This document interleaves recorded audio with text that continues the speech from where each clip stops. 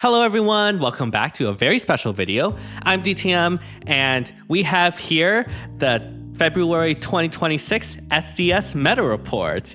Yeah, the previous SD report I did in January got really good reception and I was super happy to see it. So here we are, and yeah, we recently had the SDS for this February 2026 and we got all the data from all the people that reached rank 1. And yeah, now it is time to go over it.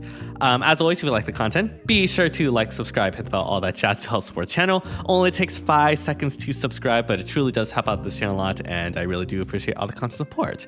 Yeah, let's get right into it. As you know, the captain skills for this round is Flighting Talent, Impregnable, and Mass Confusion. One captain skill clearly dominated over the rest. Flighting Talent giving the rally spectrum is really, really good. Of course, Impregnable being the one that gives saves also got some decent usage as well. And this is also the first SD where we have Legendary ELISE and Emblem Byleth. And they are both bonus units for this round, which definitely impacted some things, as we'll see. When it comes to like the units that were most being used in this SDS season, we have Balder and Sakura sharing at the #1 spot here. New Year's Balder, of course, is still a staple and overall is still the best nuke, while still being able to frontline, right? Like we talked about this in the previous meta report, but the combination of Balder has of being able to take out a lot of the tanks, from things like Legendary Black Knight back then to nowadays with like Ichthenier potentially. It depends on the matchups, but Brave Harmonic Ike, for instance, is another really good matchup for New Year's Balder. The combination of that arch rival and the weapon triangle switching does make her very, very strong and able to take out a lot of units. And not only that, obviously her frontlining capability is really good too. It's really hard to take Balder out. And so again, while she is weaker in this season than the last season, this season does not have the reversal captain skill, which obviously doubles down on Balder's own reversal effect. So she is weaker this season, but obviously she is still extremely strong and the go-to option when it comes to being able to nuke things. And so yeah, we have here Balder at #1, sharing alongside Sakura. And again, like, I don't know what else to say. Sakura is still the queen at #1. Salvage is still super, super good at allowing units to go in and out. Fun fact, Camilla is back, and we'll talk about that later, but Camilla being back means that Sakura is basically the perfect pair for her because Camilla can use the terrain to go in very effectively. And Sakura doesn't really help with going in, she helps with coming back. And when you pair that up with a unit like Camilla, who can go in very easily, well, it's just a natural pairing. And obviously, Sakura is really good for that. Not just for Camilla, of course, but for any nuke that goes in. And so, yeah, Salvage is very strong. And actually, if we go take a look at Sakura in our unit companion, you do see Camilla being a very popular partner with Sakura. And so, yeah, not that Sakura needed Camilla by any means, but it's just interesting to see. We also have Alphador at #3. Yep, he's still good. Bonus sharing is still good. Bonus sharing with Heimdallr is extremely strong with that cancel. You know the drill. And of course, speaking of the cancel, New Year's Heimdallr here is at #4. And compared to saves, cancel is still the best form of protection because obviously there's not the risk of that save just dying and then you are 5v4, right? Like Heimdallr's cancel, assuming that the enemy can't hit an uncancelled unit, will basically guarantee that you'll be able to survive with all your units intact. And with saves declining in terms of viability, that obviously brings up Heimdallr as an option to provide that protection. At #5, we do have the highest ranking new unit of this SDS season, Legendary ELISE. Her style is really, really good at either getting around saves thanks to the undefended that she applies with the style, or just popping the cancel. Because the style works by basically making ELISE do a 0 damage combat, that is still a combat and therefore triggers the cancel condition that basically renders it used up, right? And so by being able to pop the cancel, ELISE provides a lot of value. That being said, in this season in particular, her impact was a bit limited due to the map, making it a bit hard to align ELISE. The style is only in like the cardinal directions and one space beyond the cardinal direction, so 3 rows and 3 columns, or 3 columns centered on the unit within 6 range. And so that unfortunately doesn't really work with the diagonal direction, which would have been really appreciated on this map. But obviously she is here at number 5, so you are able to work around that. It's not that big of a deal. Honestly, I would say the biggest thing that she provides is the terrain from the style, as it allows you to clear out the ice and all the other terrain that the enemy has. We have been getting a lot of ice for the past SD seasons, from Corn Ring, from Ice Lock. Ice Lock and Corn Ring combines. I think we talked about that last time. But thanks to ELISE, you do the style with ELISE, and then you spread the miasma effect on the enemy, and that gets rid of all the ice around you. And that allows you to actually be able to go in. And honestly, it is because of ELISE. That is why Camilla is back, right? Camilla is just the perfect partner for ELISE. We talked about this previously, but Camilla was starting to fall off because of Corn Ring and like Corn herself, because the ice and Camilla's terrain would happen at the same time and therefore cancel each other out. And Camilla really relies on that terrain to allow Camilla to warp in. But thanks to ELISE, that is no longer a problem, because now you can just apply the terrain using ELISE's style. It's also a little bit why Nurgle is also back. Nurgle got a pretty big rise thanks to ELISE, because again, because of how the style works, it does count as a combat, even though it does 0 damage, and therefore it does activate Nurgle's buff stealing, and therefore this is a really, really good combination. So yeah, ELISE obviously really, really strong. Not like meta breaking by any means, but definitely someone that has made their mark on the meta. And also, like, in general, healers are really good right now, and ELISE has that advantage of being a healer with like the Ice Lock skills. And honestly, Byleth Ring with healers is an amazing combo, because you get the 2-range dance that Azura used to have exclusively. And you could just have that on any healer you want, including Sakura and including ELISE. And so, yeah, she's here at top 5. Valley here being at number 6. Yeah, Super Miracle, still super strong, makes her essentially impossible to kill in one combat. In addition, in this season, we did have Impregnable as a captain skill. And so, obviously, Valley does make a very, very good save. You don't even have to use Impregnable. You can use like Soren or Ichthynir or the new Guardian skill that we've had. And yeah, she is extremely strong as a tank. The only weakness of her is that she doesn't really nuke that hard. And so if you have a tanky nuke similar to like Baldur, you can generally just ignore Valley and run around her. But obviously she is still very, very annoying even if you do that. And yeah, her tankiness is off the charts. Yeah, number 7, we have Mythic Heimdallr, and I mean, she's basically New Year's Heimdallr, so yeah, the cancel is good. Camilla, we talked about, she's back thanks to ELISE, and now she's back at number 8.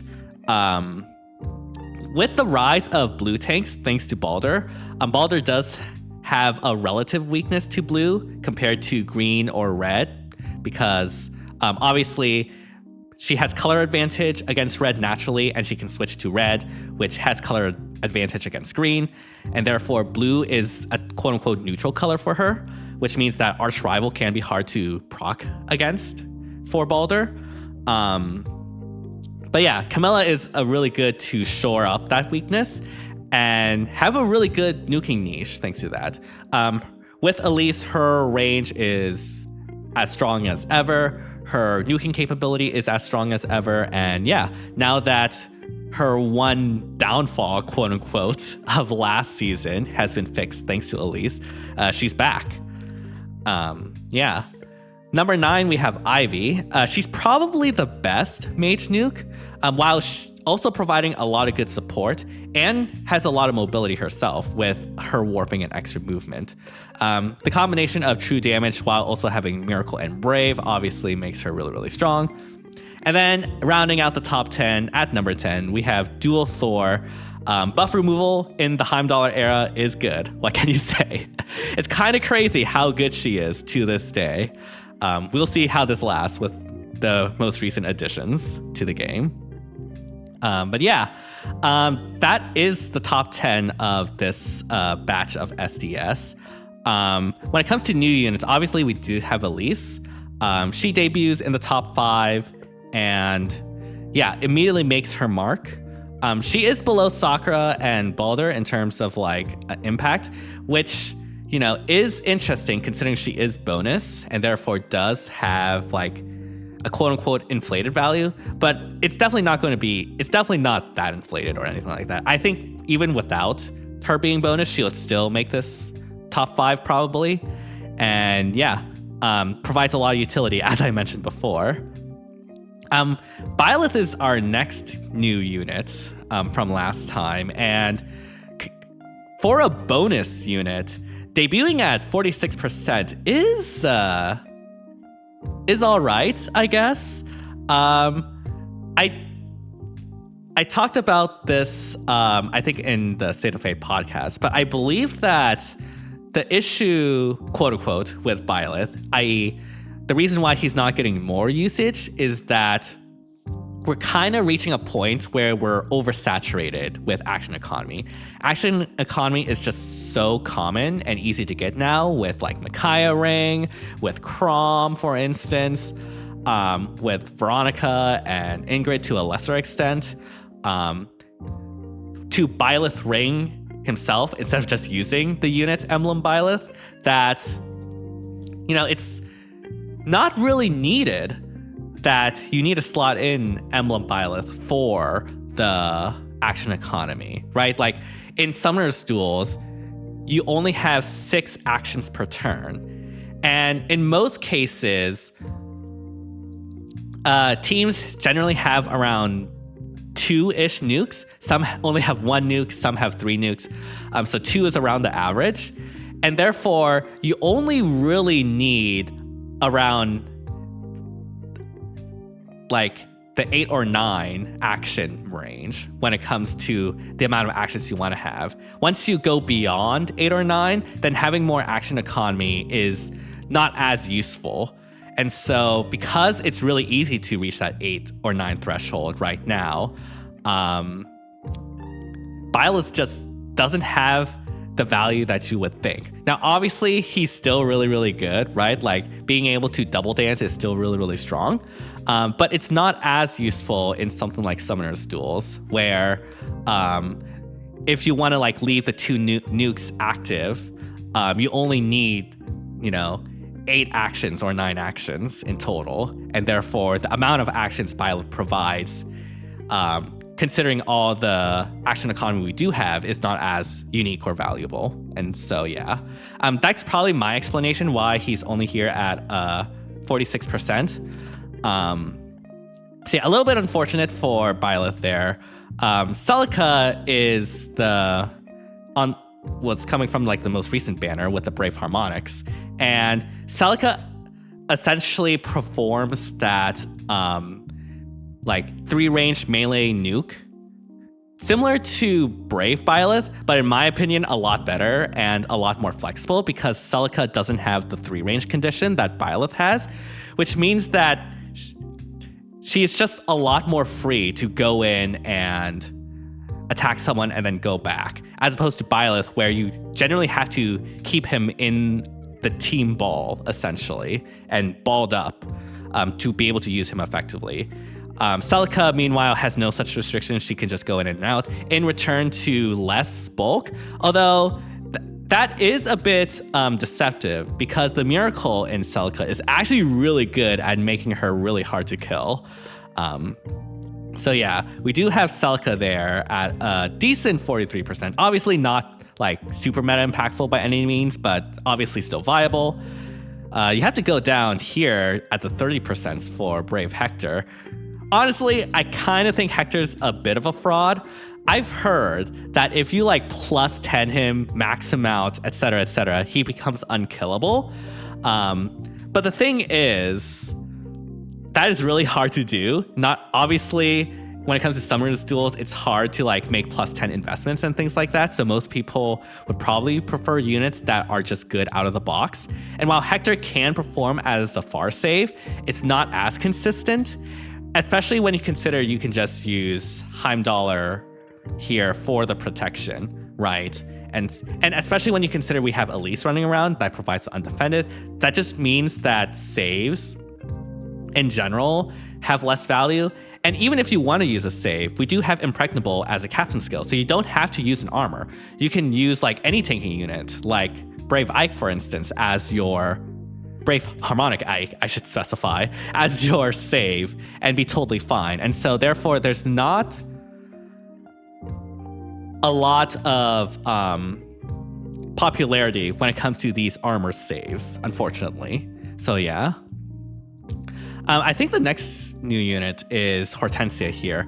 Hortensia unfortunately got like the 20%.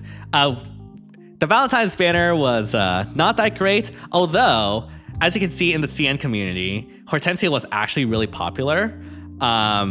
She is featured in a top 3 copy pasta, and her being able to be a magic save while also applying the Guardian skill to another unit, making them the physical save, means that you do have that double save, similar to like Soren Balls. And that is actually really good. So that is why like Hortensia is really popular in that one copy pasta. And I think the other one is Veil. Yeah, Veil here is really popular in the CN community due to the scout support actually rising in value due to the fact that we have gotten a lot of good specials from Archrival and Comet. And Flighting Talent, having that Rally Spectrum, aka Special Jump, means that any sort of help against special, including stacking Scowl, which Veil does, will be really, really strong. And that's why Veil is also featured in a copy pasta. So yeah, in terms of new units, obviously ELISE was the queen, followed by Byleth, and then the rest, they're viable, I guess. Yeah.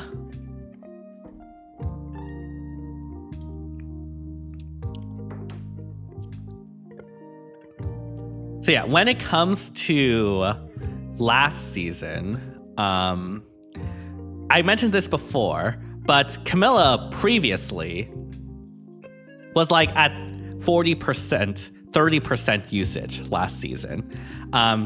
She was on the decline, but now thanks to ELISE, she is back at the 67 percentile range. We talked about this before, so I'm not gonna like go over it again, but yeah, ELISE really did save Camilla. Same thing with Nurgle, actually. Like, Nurgle was already sort of on the up and up now that Needhoggers are gone.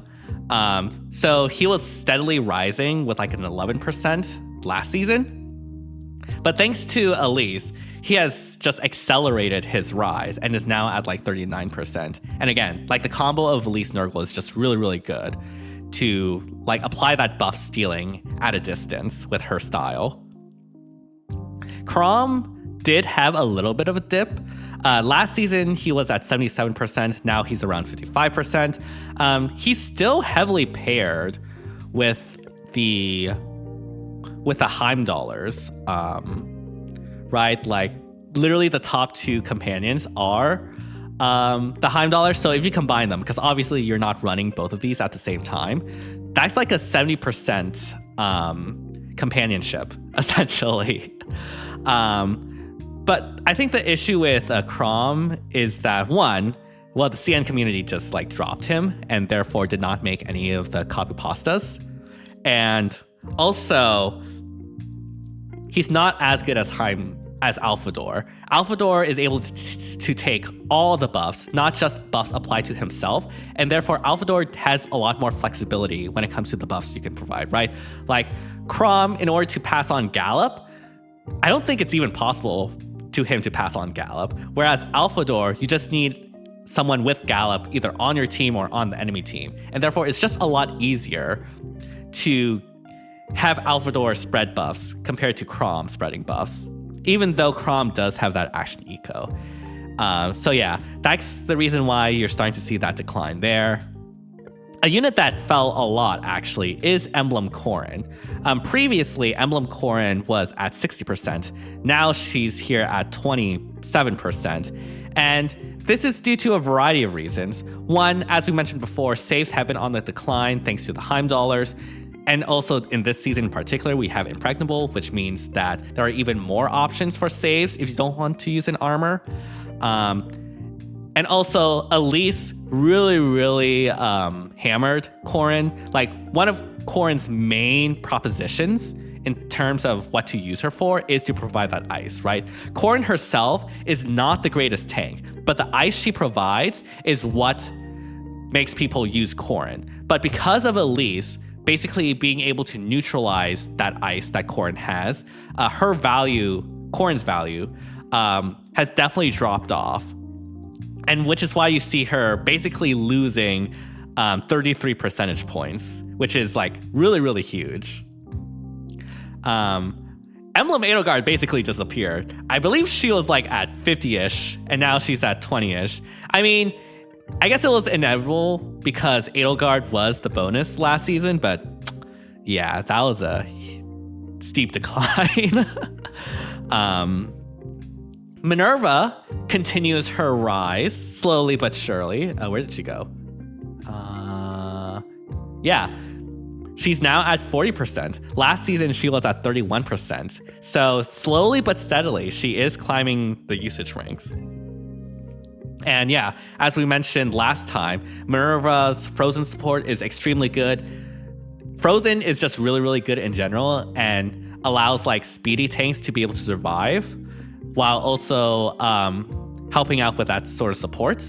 And Minerva herself benefits from a lot of the skills the new melee flyers have in terms of like Heavenly Soar, Blue Sky Gust, the warping skills or no uplift, things like that. Melee flyers are just extremely good right now, essentially. And Minerva definitely is like feeding off of that. And yeah, as I mentioned before, saves continue to decline, especially this season. You have to go all the way down to Hector here before you actually see an armor save. I think most people are either using an Impregnable save, using Heimdallr cancel, or using the Guardian from Hortensia to like give someone physical save. And so, yeah, a little bit unfortunate for saves, but we all knew that saves generally have low shelf life, so this wasn't too unexpected, I guess. All right, now if we go ahead and look at the team archetypes, or like the copy pastas and the trends, you'll notice that this team here, the Camilla, ELISE, Hilda, Rhea, Sakura team, is by far the most popular copy pasta, like by a lot, more than double the next team. And Camilla is the primary nuke here now that ELISE allows her to actually get in. Makes sense. I talked about that before. Sakura provides the salvage. Hilda provides the brave support so that Camilla can just run Celica Ring. Yeah, this Camilla runs Celica Ring and gets the brave from Hilda, which is obviously a really nice synergy there. The most interesting unit from this copy pasta is actually Rhea, which I haven't talked about at all yet and wasn't featured in like the units here. as you can see, obviously this is a huge CN pasta, but other regions used Rhea as well, right? And I did talk to Lana, who's from the CN community, about why Rhea as opposed to like any other save. And it turns out you run Rhea here as the near save, right? To protect against the Balders, against the Brave Harmonic Celicas, etc. She's actually really good against Balder due to being colorless. As you know, obviously Balder really relies on weapon triangle advantage to proc that arch rival, and so Rhea being colorless like helps against that. And the miracle support that she has, in addition to her having miracle herself, makes Rhea, like, no joke, like Rhea's actually a really, really good near save against the current near threats. In addition, the miracle support that she has also allows Camilla to be able to survive from ranged attacks. In this team, Camilla actually runs distant counter as the seal. That, along with the Brave from Hilda and the miracle support from Rhea, means that as long as the ranged units you are facing are not Brave themselves or have Fatal Smoke, it is actually safe to put Camilla into range of a ranged unit on the enemy team and be perfectly fine. And so, yeah, that is honestly something I didn't even consider, but just goes to show how like putting the pieces together to develop that synergy allows units like Rhea to shine and find a niche in this most popular copy pasta. You love to see it. Yeah, the next one is honestly not as interesting as the one above. Like, we have your basic Alphador, Balder, Byleth, Heimdall, Thor team. Balder here is the primary nuke. Byleth here is so that you can dance Balder, which is really important because, again, she is the only nuke, so you really want to be able to dance her to be able to go in and threaten again. Heimdall here is for the cancel. Alphador here is to spread that cancel, and then Thor here is to apply the stall and get rid of buffs from the enemy, including enemy cancels. Makes sense. The next one is this team, which I alluded to earlier when I talked about Hortensia and Vale, but it is the Hortensia, Ike, Marth, Micaiah, Vale copy pasta. This is also a very popular Chinese copy pasta. Hortensia here provides magic save while granting Ike the physical save thanks to Guardian. And therefore you have double coverage and run like a Soren ball without Soren. I guess it's an Ichthynir ball without Ichthynir, more accurately. Marth provides the support, right? Like just having a huge amount of stat support thanks to Marth's skills. Micaiah provides the cleansing. Cleansing is really important. And then Vale here applies the scowl support to be able to even more defensively be able to survive. In addition, Vale is generally the captain and is the primary nuke. And she is pretty decent at it, not gonna lie. It's not as strong as, say, like Balder or Camilla, but it is strong enough to make it work on this team, especially with the rest of the team basically being balled up, right? And so, yeah, very, very strong. There is a variation of this that doesn't use Hortensia. It uses Azura instead. Ike generally is run as the captain with Impregnable in that case, and you just basically ditch the magic save, which, you know, fair. There's not a lot of magic threats you have to worry about. But yeah, it trades it for Azura to provide like dance so that Vale can go in. It's only 2, but that would raise this to 12. So, you know, technically, I guess it's tied with the one above. But yeah, that was another copy pasta.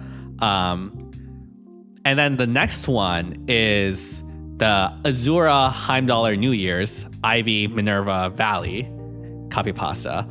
We talked about this before, but Minerva is generally the captain and is also really good at providing the frozen support, in addition to also being a good nuke thanks to the melee flyer skills that we have.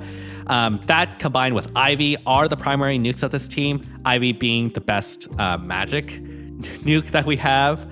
Heimdall, of course, has the protection. Valley here, generally front lines. it's actually surprising that this copy pasta doesn't have Valley as the captain, but it turns out that isn't needed when you have Heimdallr, so that makes sense. And then, yeah, Azure is here so that you can dance your nukes safely and have them be able to go in and threaten again. So yeah, those are the top 4 copy pastas. Generally all from the CN community, although the first one got a lot of traction on other regions, like in the JP community as well. Speaking of trends, I want to talk about the English community, or the EN community. The EN community really liked Fomortis. They were basically the only users of Fomortis. There was one user in CN community, one user in JP community, but it was really just the EN community that Fomortis is used. So unfortunately, it appears that Fomortis is kind of underrated in the other regions because Fomortis is actually like extremely strong. Again, like being colorless means that Baldur can have trouble against him. And as a near save, he's just really, really good and very, very tanky. Yeah, it's a bit unfortunate that Fomortis is really only used by EN. Same thing with Loot, actually. Loot is basically only used in EN. I think the problem with Loot is that she just doesn't hit that hard.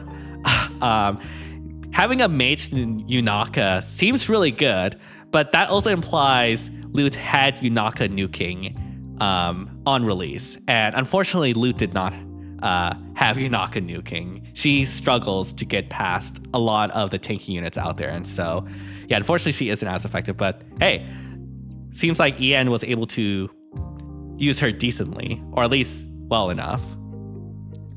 When it comes to units EN did not like, it would have to be Young Tana here. Young Tana had decent usage in CN and JP in the form of the Tana Ball. The Tana Bomb. Basically, the Tana Bomb is that you apply the Heimdallr cancel to Tana, and then Tana basically draws back a unit and then cantos all the way into the enemy.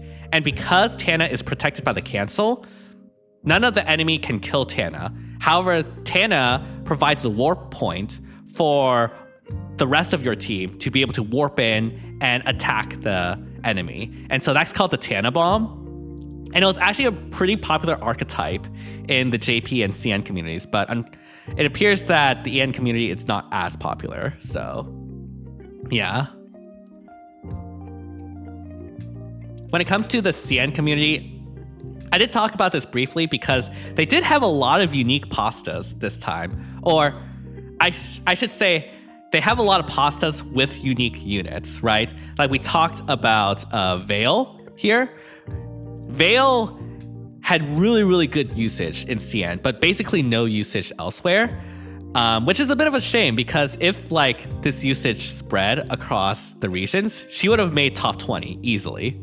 But yeah, unfortunately, CN was basically the only user of Veil.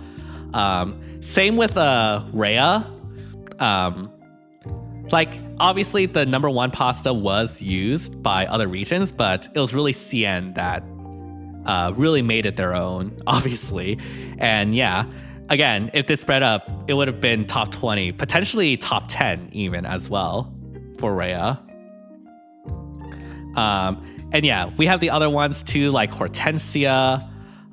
This one's to a lesser extent because obviously JP and EN did use her a bit, but not to the extent of CN. And then, interestingly enough, the CN community was the most highest on Byleth. JP hated Byleth, I guess. I don't know why, but yeah, CN really, really loved Byleth. Like, again, that would have been top 5 if that spread over. EN seems a bit more mixed. So I guess on average, this like overall percentage is accurate. When it comes to the JP community, the JP were basically only users of Grommel. Man, I was so hopeful Grommel could have like made a bigger impact, but it just wasn't meant to be. But at least there were 6 JP users that are having good use of him. So that's cool. Same with Soren and Byleth, and not Byleth, Brave Soren. Sorry, yeah. JP are basically the only users of Soren balls. We have rearm Soren here, with basically the only usage, except for one in CN, in JP. And then we have Brave Soren actually having some decent usage with 5 users here. So yeah, those are like the overall trends here. We can talk about more about like regional trends, like how like CN did not like Corrin at all. Wow, they dropped her like real fast. And also like JP did not like Marth that much. Definitely in the red zone there when it comes to Marth. But yeah, overall it's just really interesting to see how each region evaluates their units and decide which units they prefer. It's always interesting to see that, which is really cool. But yeah, I think that about does it for the analysis. Of course, now we have to crown the top 3 free thinkers of this SDS. Again, for those of you who don't know, in addition to this data, we also keep a ranking of how much of a meta player you are, thanks to this data. And so we can actually figure out who is like the most meta player and who's the most quote unquote free thinker or least meta player. And for this season, at number 3, we have Evan KPB. So Evan here actually has a really cool team. Evan has like the double Needhogger captains, which is very unique because obviously no one's really using Needhogger. I'm pretty sure he's the only Needhogger user here. And yeah, Evan's showing that they're still strong as saves and just as units in general. We have Emir for cleansing, Mia as nuking, Tharsha also for nuking, and Mirza for brave support. We'll have Shez for like follow-up, Ash as frontline while also having like frontline protection. And I'll be real, I don't exactly know why Malice is here. I'm pretty sure Malice is a favorite. Yeah. Honestly, this is just like really unique. I don't even know how to like explain this team. Like I know Saul is just here for a healer because like healers are really good with Ice Lock and Byleth Ring. Or like Marianne could potentially have Byleth Ring too. Either way, very unique team. Love to see the double Needhogger here. Congratulations to Evan for being number 3, a free thinker. At number 2, the number 2 least meta player of this season is Reggie. No, not the president of Nintendo of America, but Reggie. So Reggie here had a very cool team slate in that they decided to go all in on SOV. That's right, this is an SOV theme team. Honestly, it is a little bit helped by the fact that both Summer Celica and Brave's Harmonic Celica are good, and you can definitely use them. So most likely these 2 teams got banned here. And then in regards to the second team, Katria can take advantage of all the melee flyer skills that we have to still be a decent nuke. In addition to having Berkut as like dancing and Duma as a makeshift save. But most likely, again, with like the team number 3 and team number 4 banned, you generally have the option of team 1 and team 2. And I will say this right now, team 1 is probably the one that Reggie mostly use. Pala, we talked about the melee skills, but Pala also has a lot of good Kanto and still pretty decent when it comes to like nuking. It's not going to win any awards, but she is decent at it.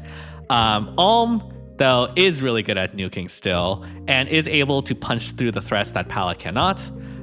Silk, as a healer, again, healers are really good, provides Ice Lock. You can pair it up with Byleth Ring to apply the dance. Dual Duma is here as the save, and then yeah, Jetta's here as support. And so yeah, I would imagine Team 1 is the team they mainly use, while having Team 3 and 4 and Team 4 banned.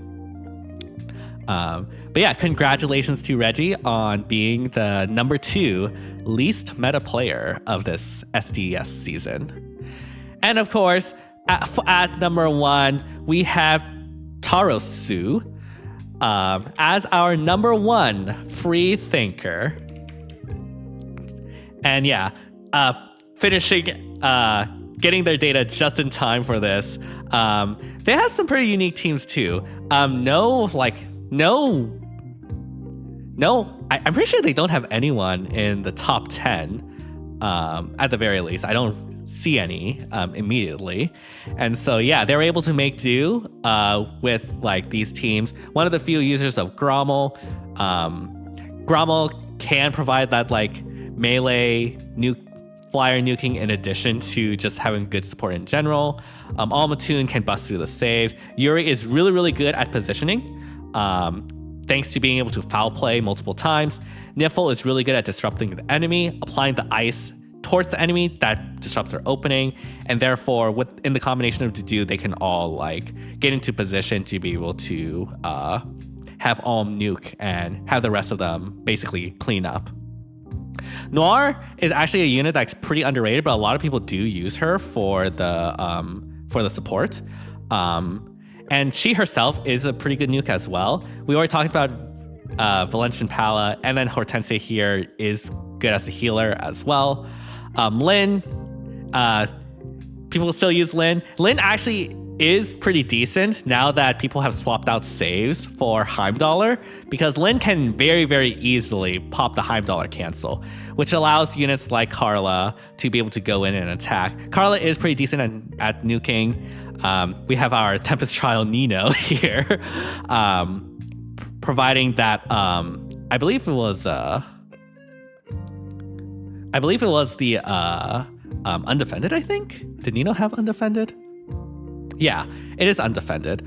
So yeah, having the undefended there is like really, really good because again, this team does not have a lot of damage. So being able to bypass the saves is obviously really, really good. Sather here with the action eco as always, even though it's only on odd turns.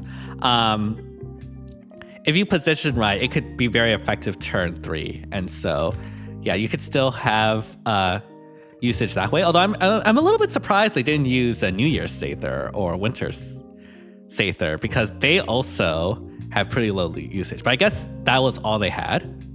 And yeah, Sonya here actually has Essence Drain, so that is really good as like a support as well. So yeah, very, very nice. And then the last one, we have Loot here. We have a Tana here, but not the Tana bomb because we have no Heimdallr. So Tana's just probably here as like a warp point. La Rochelle for the healer skills, and then Merv for the anti-warp, as well as being a good front line along with Vanitas. So yeah, congratulations to Tarosu for being the number 1 free thinker of this SDS. You love to see it. You love to see it when people succeed with less used units, and yeah, they definitely succeeded, even though I sometimes struggle to figure out how. But yeah, this should be the SDS Meta Report for February 2026. Hopefully you all enjoyed it and found this helpful. Yeah, definitely some very interesting changes with the addition of ELISE and the new units, in addition to the captain skills influencing the overall trends of the units. It'll be interesting to see how next season will be, which I think is SDR, and will feature the introduction of Mythic Adult Tiki. So we'll have to see how popular Thor will be. Although it's not an apples to apples comparisons, because this is SDS and obviously SDR is really different. So we'll see on the next SDS, I guess. But yeah, hopefully you all enjoyed this. If you did, be sure to like, subscribe, hit the bell, all that jazz to help support the channel. Only takes 5 seconds to subscribe, but it truly does help out this channel a lot. And I really do appreciate all the constant support. And yeah, let me know down in the comments what your thoughts are on the SD meta. what these new additions have impacted, how they've impacted, what your thoughts are on that. And yeah, hope you all have an amazing rest of the day. Bye, everyone.